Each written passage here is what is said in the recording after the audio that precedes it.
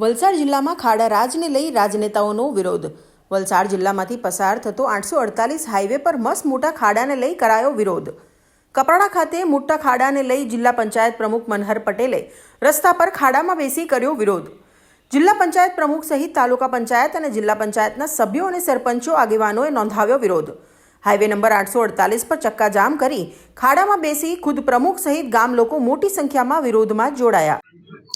મિત્રો, આપ જોઈ રહ્યા છો સત્ય ન્યૂઝ ગુજરાત. હાલ આપણે કપરાડા આવેલા છે. અહીં વલસાડ જિલ્લા પંચાયતના પ્રમુખ એવા મનહરભાઈ પટેલ તેઓ રસ્તા અને ખાડાઓના બાબતમાં વિરોધ કરવા માટે ચક્કાજામને રસ્તો બંધ કરવા માટે બેઠા હતા.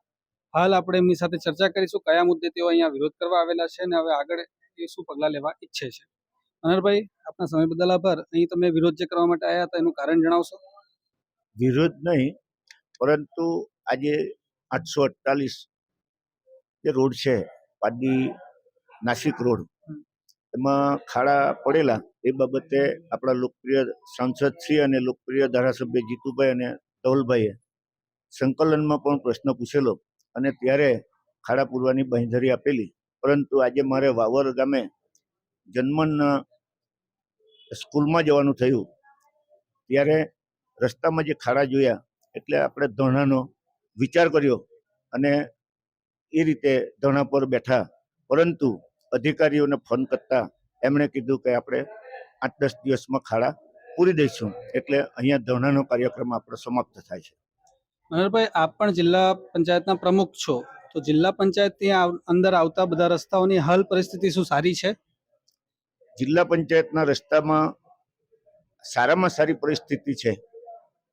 આપના મુજબ જે રસ્તાઓ આપને અંડરમાં આવે છે એની પરિસ્થિતિ આ બધા રસ્તાઓ કરતા સારી છે? 100% સારી છે. આપની જે અત્યારે રજૂઆત હતી તે અધિકારીઓ સુધી પહોંચીને 8-10 દિવસની આપને બાંહેધરી મળી છે? હા. મિત્રો, આ હતા જિલ્લા પંચાયતના પ્રમુખ મનહરભાઈ પટેલ. તેઓ દ્વારા જણાવવામાં આવ્યું કે જિલ્લા પંચાયતની અંદર આવતા રસ્તાઓની પરિસ્થિતિ સારી છે.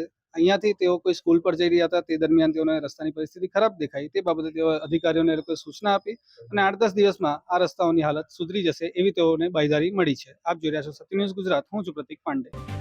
જો તમે આ વિડીયો ફેસબુક પર જોઈ રહ્યા છો તો લાઈક અને ફોલો કરો, અને યુટ્યુબ પર જોઈ રહ્યા છો તો અમારી ચેનલને સબસ્ક્રાઇબ કરો.